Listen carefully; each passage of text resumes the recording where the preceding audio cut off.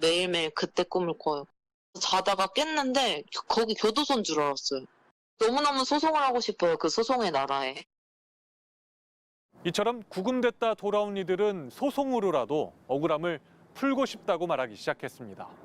방법은 없는 건지 알아봤더니 이번 조지아 구금 사태와 마찬가지 사례에서 미국 이민당국이 거액의 배상금을 물어준 사실이 확인됐습니다. 트럼프 1기 때인 지난 2018년 무장한 이민 단속반이 테네시주의 한 공장을 급습합니다. 10년 만에 가장 규모가 큰 이 작전으로 남미계 직원 97명이 무더기로 체포됐습니다. 무차별로 구금시설로 끌고 간 뒤에야 합법 체류인지 아닌지 질문했습니다. 조지아 배터리 공장 단속과 판박입니다. 단속 근거는 공장 사업주의 불법 고용 혐의에 대한 압수수색 영장. 이번 조지아 구금 사태와 마찬가지로 직접 연관성이 없는 직원들을 끌고 갔습니다.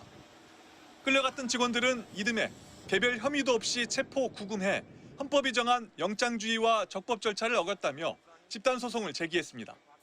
결국 소송 3년 만에 이민당국은 117만 달러, 우리 돈 16억 2천만 원을 배상하기로 합의했습니다. 합의 조건엔 이민당국이 피해 직원들의 신원을 보증하는 것도 포함됐습니다.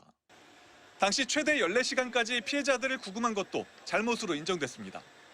그런데 역시 무차별로 끌려간 한국인들은 합법 체류 중이었는데도 일주일 넘게 구금됐습니다.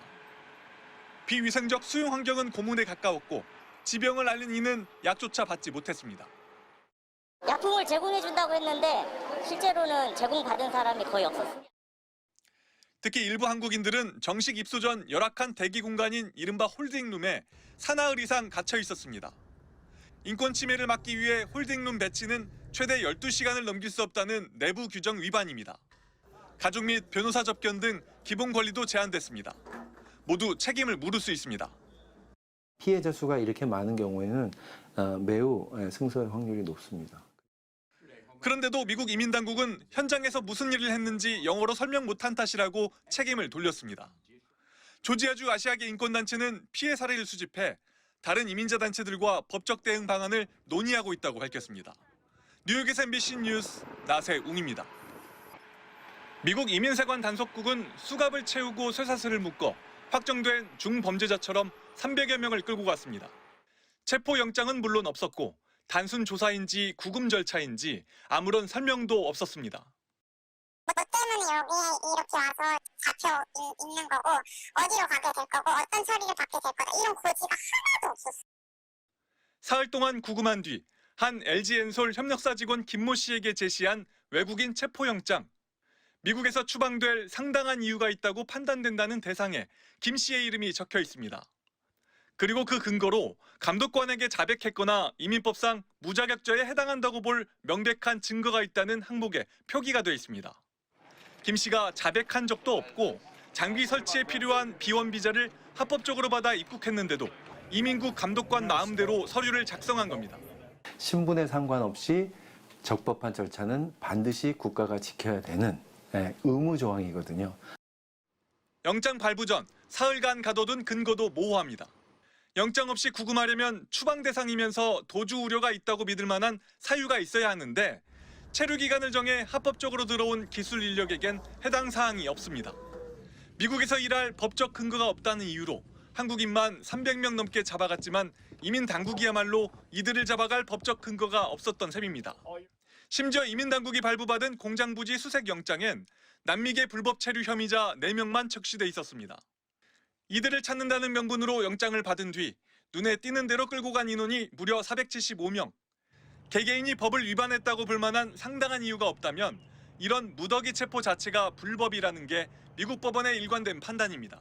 정말 군사적으로 이렇게 작전을 했다라는 것 자체가 좀 많은 부분에서 법적으로 위반되고 법을 어긴 게 어느 쪽인지 점점 선명해지는 상황.